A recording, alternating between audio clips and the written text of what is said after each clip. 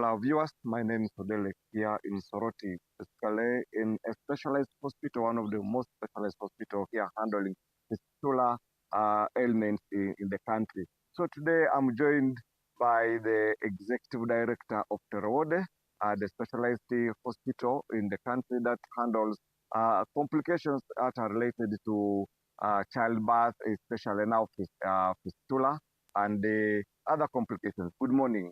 Good morning. So tell us about the magnitude of fistula in this country. Fistula is still a problem. Despite the journey we have been to fight fistula for the last over 25 years, we still have 1,900 cases of fistula per year. 1,900 cases of fistula occurring every year. And we have a case backlog of 75,000 women that are living with fistula in different parts of Uganda. But that's definitely a significant improvement. We are coming down from previously to 200,000 women living with fistula in this country. So that means we have been able to significantly address the backlog, the case backlog. But we have almost done nothing in as far as prevention of obstetric fistula is concerned.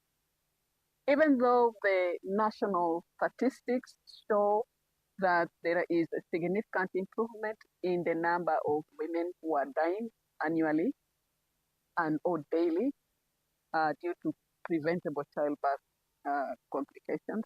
But it actually translates in terms of numbers of women, in terms of the human beings who are dying, to almost very little improvement. We still have 16 women dying every day in Uganda due to complications of childbirth. And of those 16, we have about 2 to 3 of them ending up with a fistula and other childbirth-related conditions. Actual obstetric fistula is a near-miss maternal mortality.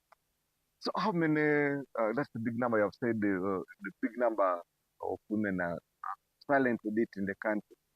How's the load here? Aren't you overwhelmed because this is the only hospital we have in this country? Yes, we receive women from almost all parts of Uganda, but the majority of the patients here, test of benefit most, then Lango, then Sevei, a little bit of Karamoja, but we get women from all over, through referrals, self-referrals, other facility referrals. So daily here, if you pass by the highway there, you may not know what is going on here. You could think we are just playing, but we are actually doing real work here. We have about 10 admissions every day for women with birth injuries.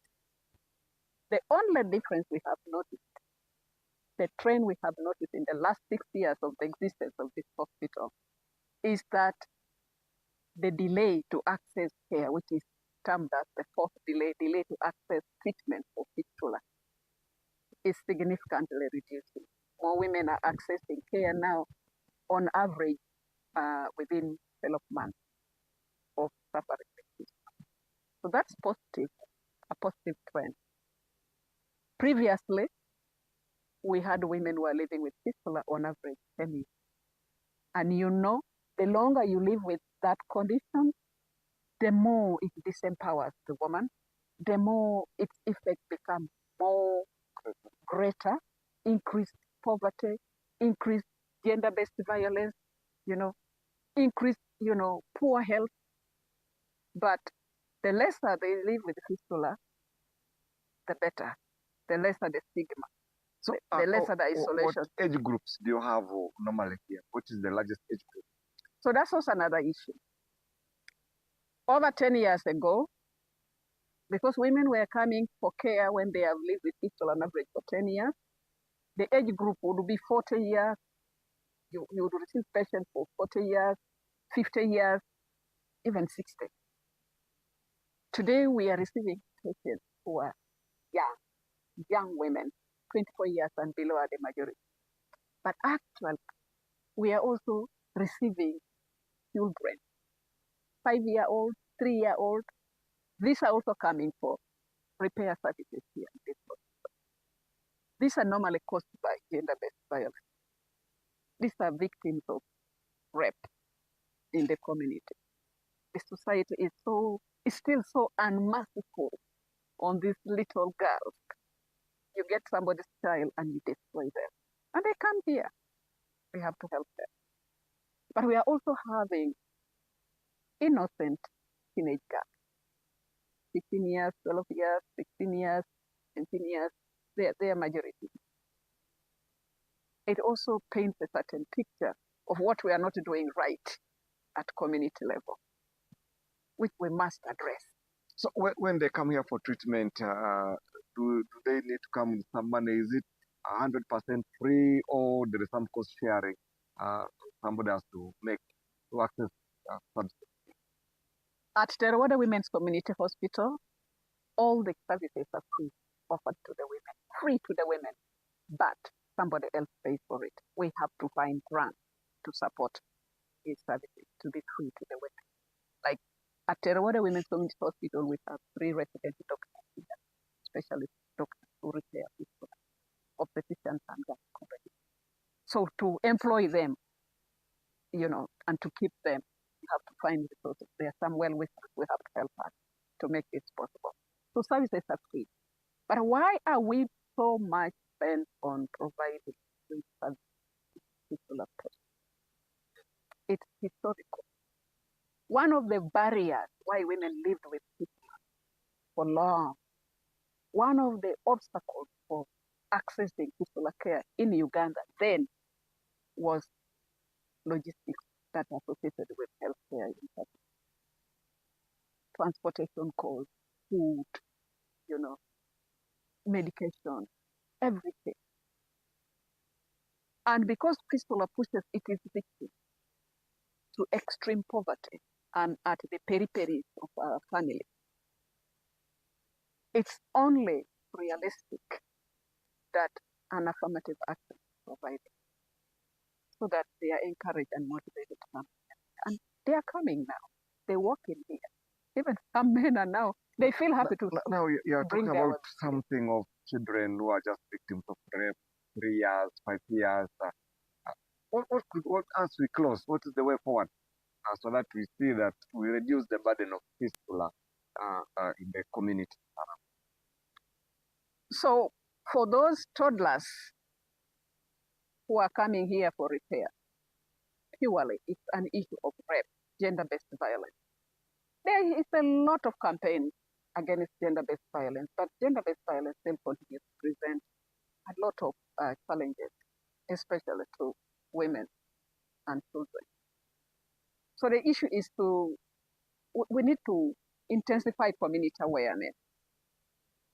We need to educate communities, but also away from just sensitizing people. We need to take some of our legal responsibility seriously. We have some laws that could help us address the issue of rape in children. We have laws, but people are being arrested and then given release on board, and they go back to the same family, and makes our work a little difficult, because after repairing this child from here, this child has to go back to the same community where the rape happened and has to live in that community. So the child is not well protected. So we want the justice institution, the law enforcement authorities to really keep this thing very simple. Yeah, but also, there is actually now a fistula that is being caused because of gaps at the health facility. Yes. Yeah. 25 years ago, we were blaming women for not going for antenatal care regularly. We castigated men for not accompanying their wives to health facilities and give them the necessary support. And that was, the first delay to make a decision to get to the health facility. But we also blamed government for poor road access, transportation, which was causing delay to access health facilities for women. That's not now. They still exist, but not the big problem. Actually, our biggest problem now is fistulas being caused at a health facility. Yes. So we have still fistulas that are caused by obstructed, prolonged labor, where women delay in labor without emergency access to health care.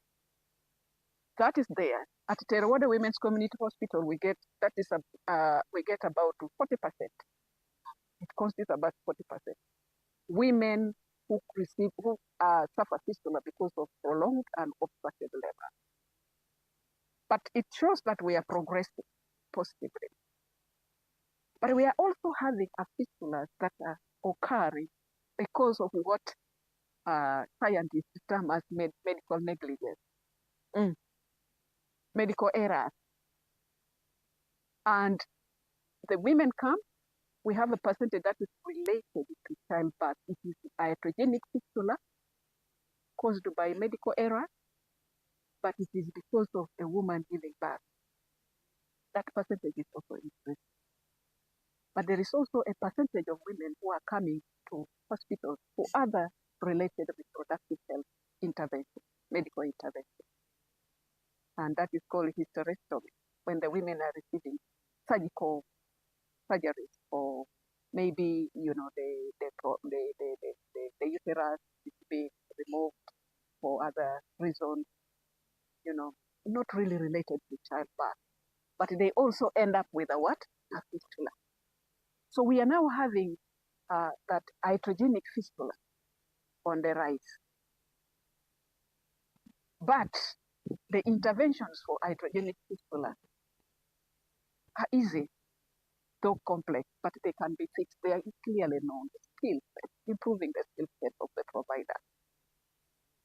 But also, apart from improving the skill sets of the provider, we also need to work on the attitudes of those who already have the skills, but they are not able to be available in the health facilities to handle our mothers.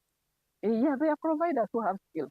Yeah, that is it, viewers. We have heard from Mrs. Alice Emaso, the Executive Director of Terode, the only specialized fistula hospital in this country. We shall be bringing her back when we have an opportunity to hold her and have a discussion with her. So, in case you have any patient